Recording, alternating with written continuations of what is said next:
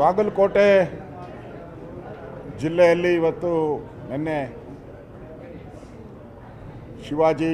ಛತ್ರಪತಿ ಶಿವಾಜಿ ಮಹಾರಾಜರ ಮೆರವಣಿಗೆ ನಡೀತಾ ಇತ್ತು. ಆ ಮೆರವಣಿಗೆ ಮೇಲೆ ಮುಸ್ಲಿಂ ಮತಾಂಧರು ಕಲ್ಲು ತೂರಾಟ ಮಾಡಿ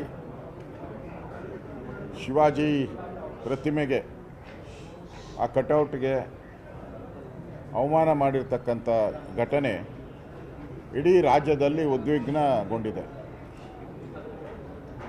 ಶಿವಾಜಿ ಮಹಾರಾಜ್, ಛತ್ರಪತಿ ಶಿವಾಜಿ ಮಹಾರಾಜ್ ಅವರು ಹಿಂದೂ ಧರ್ಮದ ಸಂಘಟನೆಗೆ, ಉದ್ಧಾರಕ್ಕೆ ಕೆಲಸ ಮಾಡಿದಂಥವರು. ವಿಶೇಷವಾಗಿ ಮರಾಠ ಜನಾಂಗ ಶಿವಾಜಿಯನ್ನು ದೇವರ ರೀತಿ ಪೂಜೆ ಮಾಡ್ತಾರೆ. ಆದರೆ ಶಿವಾಜಿ ಇಡೀ ಹಿಂದೂ ಸಮುದಾಯಕ್ಕೆ ಒಂದು ಸಂಕೇತ.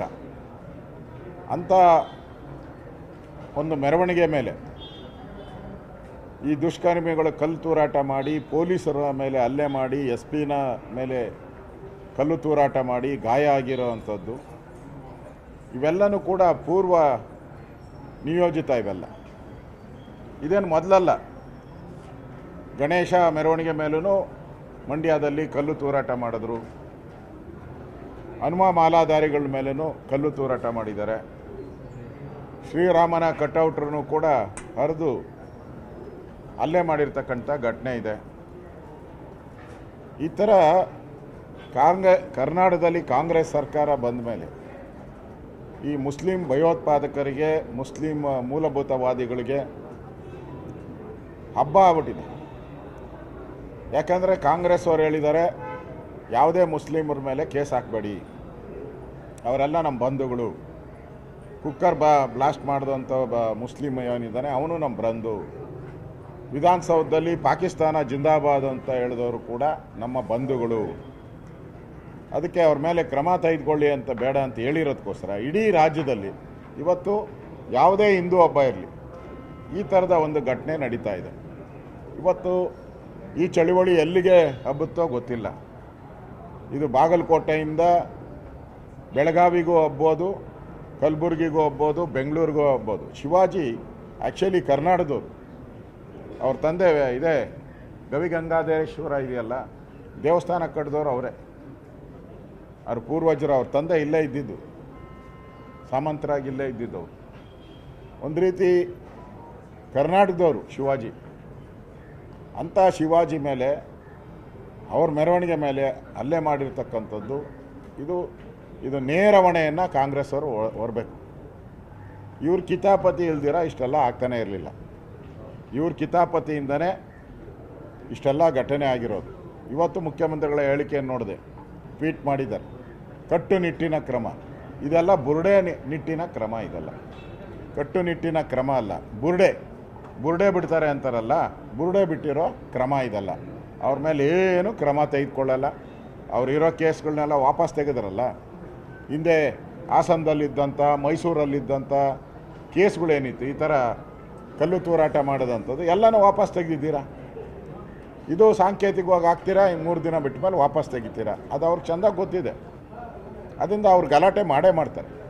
ಅದರಿಂದ ಈ ಸರ್ಕಾರ ಹಿಂದೂಗಳ ದ್ವೇಷಿ ಸರ್ಕಾರ. ಇದು ಅಖಂಡ ಹಿಂದೂಗಳು, ಯಾರು ದಲಿತರಿದ್ದಾರೆ, ಯಾರು ಹಿಂದುಳಿದವರು ಇದ್ದಾರೆ, ಯಾರು ಮುಂದುವರೆದಿದ್ದಾರೆ, ಎಲ್ಲ ಇವು ಹಿಂದೂ ಸಮುದಾಯದ ವಿರೋಧಿಗಳಿವು. ಇವರಿಂದ ಅಲ್ಲಿ ಶಾಂತಿ ಸ್ಥಾಪನೆ ಆಗ್ತೈತೆ ಅಂತ ಏನು ಭ್ರಮೆ ಅಷ್ಟೇ. ಅದರಿಂದ ಇದ್ರ ಬಗ್ಗೆ ಇಮಿಡಿಯೇಟಾಗಿ ಸರ್ಕಾರ ಗೂಂಡಾ ಆಕ್ಟ್ ಹಾಕಬೇಕು. ಇವ್ರ ಮೇಲೆಲ್ಲ ಗೂಂಡಾ ಆಕ್ಟ್ ಹಾಕಿ 1 ವರ್ಷ ಜೈಲಲ್ಲಿ ಇಡಬೇಕು. ಆಗ ಈ ಸರ್ಕಾರ ಕರೆಕ್ಟಾಗಿ ನಡೀತಾ ಇದೆ ಅಂತಾರೆ. ಗೂಂಡಾ ಆಕ್ಟ್ ಹಾಕಿಲ್ಲ ಅಂದರೆ ಈ ಸರ್ಕಾರ ಅವ್ರ ಜೊತೆ ಶಾಮೀಲಾಗಿದೆ ಅಂತ ನೇರವಾಗಿ ನಾನು ಆಪಾದನೆಯನ್ನು ಮಾಡ್ತಾಯಿದ್ದೀನಿ. 100% ಇವರು ಅವ್ರ ಜೊತೆ ಶಾಮೀಲು. ಗೂಂಡಾ ಆಕ್ಟ್ ಹಾಕಿಲ್ಲ ಅಂದರೆ 100% ನೀವು ಅವ್ರ ಜೊತೆ ಶಾಮೀಲಾಗಿದ್ದೀರಾ, ಅವ್ರಿಗೆ ಪ್ರೋತ್ಸಾಹ ಕೊಡ್ತಾ ಇದ್ದೀರಾ. ಅವ್ರಿಗೆ ಓಟ್ಗೋಸ್ಕರ ನೀವು ಅಲ್ಪಸಂಖ್ಯಾತರನ್ನ ಓಲೈಕೆ ಮಾಡುವಂಥ ಕ್ರಮಗಳನ್ನು ಮಾಡ್ತಾ ಇದ್ದೀರಾ. ನಾನು ನೋಡಿದ್ದೀನಿ, ಮಂಡ್ಯದಲ್ಲಾದಾಗೂ ಕೂಡ ಕೇಸ್ ಹಾಕಿದ್ರಿ, ಆ ಕೇಸ್ಗಳನ್ನೆಲ್ಲ ಮುಚ್ಚಾಕ್ತಾ ಇದ್ದೀರಾ. ಅದರಿಂದ ಈ ಸರ್ಕಾರ ಒಂದು ರೀತಿ ಹಿಂದೂ ದ್ರೋಹಿ ಸರ್ಕಾರ. ಇದನ್ನು ಖಂಡಿಸ್ತೀನಿ. ಈ ಘಟನೆಯನ್ನು ಯಾರು ಶಿವಾಜಿಯನ್ನು ಪ್ರೀತಿ ಮಾಡ್ತಾರೆ ಅವರೆಲ್ಲ ದಯವಿಟ್ಟು ಶಾಂತತೆಯಿಂದ ಶಾಂತಿಯನ್ನು ಕಾಪಾಡಬೇಕು ಅಂತೇಳಿ ನಾನು ಆ ಸಮಾಜ, ಮರಾಠ ಸಮಾಜ ಇರ್ಬೋದು, ಹಿಂದೂ ಸಮಾಜ ಇರ್ಬೋದು, ಇರ್ತಕ್ಕಂಥ ಎಲ್ಲ ಜಿಲ್ಲೆಗಳಲ್ಲಿರ್ತಕ್ಕಂಥ ನೆನ್ನೆ ತಾನೇ ಶಿವಾಜಿ ಜಯಂತಿಯನ್ನು ನಾವೆಲ್ಲ ವಿಜೃಂಭಣೆಯಿಂದ ನಾವು ಮಾಡಿದ್ರಿ. ಇಡೀ ದೇಶದಲ್ಲಿ ಶಿವಾಜಿ ಜಯಂತಿ ಆಚರಣೆ ಆಗಿದೆ. ನೆನ್ನೆ ನಾನು ಹೋಗಿದ್ದೆ ಮಲ್ಲೇಶ್ವರ ಇದಕ್ಕೆ. ಇಲ್ಲಿ ನೋಡಿದ್ರೆ ಈ ಥರ ಕಲ್ಲು ತೂರಾಟ ಮಾಡಿರೋವಂಥದ್ದು, ಹಲ್ಲೆ ಮಾಡಿರತಕ್ಕಂಥದ್ದು ಅಕ್ಷಮ್ಯ ಅಪರಾಧ. ಇವರಿಗೆ ಪಾಕಿಸ್ತಾನದ ಬೆಂಬಲ ಇದೆಯೋ, ಬಾಂಗ್ಲಾದೇಶದ ಬೆಂಬಲ ಇದೆಯೋ ಕಂಡುಹಿಡಿಬೇಕು. ಯಾಕೆಂದರೆ ನೀವು ನೋಡಿದ್ದೀರ, ಕೋಗಿಲು ಗಲಾಟೆ ಆದ ತಕ್ಷಣವೇ ಪಾಕಿಸ್ತಾನದ ಅಂಬಾಸಿಡರ್ ಟ್ವೀಟ್ ಮಾಡಿದ್ರು. ಅಂದರೆ ಲಿಂಕ್ ಇಟ್ಕೊಂಡವ್ರೆ ಇವರೆಲ್ಲ. ಮೋಸ್ಟ್ಲಿ ಶಿವಾಜಿ ಗಲಾಟೆಗೂ ಪಾಕಿಸ್ತಾನದ ಟ್ವೀಟ್ ಮಾಡ್ತಾರೋ ಅನ್ನೋ ಗೊತ್ತಿಲ್ಲ. ಅದರಿಂದ ಲಿಂಕ್ ಇರ್ಬೋದು ಇವ್ರಿಗೆ. ಅದರಿಂದ ಇವ್ರ ಮೇಲೆಲ್ಲ ದೇಶದ್ರೋಹದ ಕೇಸ್ ಹಾಕಬೇಕು, ಇವ್ರನ್ನೆಲ್ಲ ಗೂಂಡಾ ಆಕ್ಟಲ್ಲಿ ಒಳಗಾಕಬೇಕು ಅನ್ನೋ ಆಗ್ರಹವನ್ನು ನಾನು ಮಾಡ್ತಾ ಇದ್ದೀನಿ. ನಿರ್ಭೀತ, ನಿಷ್ಪಕ್ಷಪಾತ, ವಿಶ್ವಾಸಾರ್ಹ ಸುದ್ದಿಗಳಿಗೆ ಮತ್ತೊಂದು ಹೆಸರಾಗಿರುವ ನ್ಯೂಸ್ 18 ಕನ್ನಡ ಈಗ ಆಪ್ನಲ್ಲೂ ಲಭ್ಯವಿದೆ. ದಯವಿಟ್ಟು ಇಲ್ಲಿರುವ QR ಕೋಡ್ ಸ್ಕ್ಯಾನ್ ಮಾಡಿಕೊಂಡು ಆಪ್ ಡೌನ್ಲೋಡ್ ಮಾಡೋದಕ್ಕೆ ಮರಿಬೇಡಿ. ನಿಮ್ಮ ಬೆಂಬಲ ಹೀಗೆ ಸದಾ ನಮ್ಮೊಂದಿಗಿರಲಿ. ಧನ್ಯವಾದ.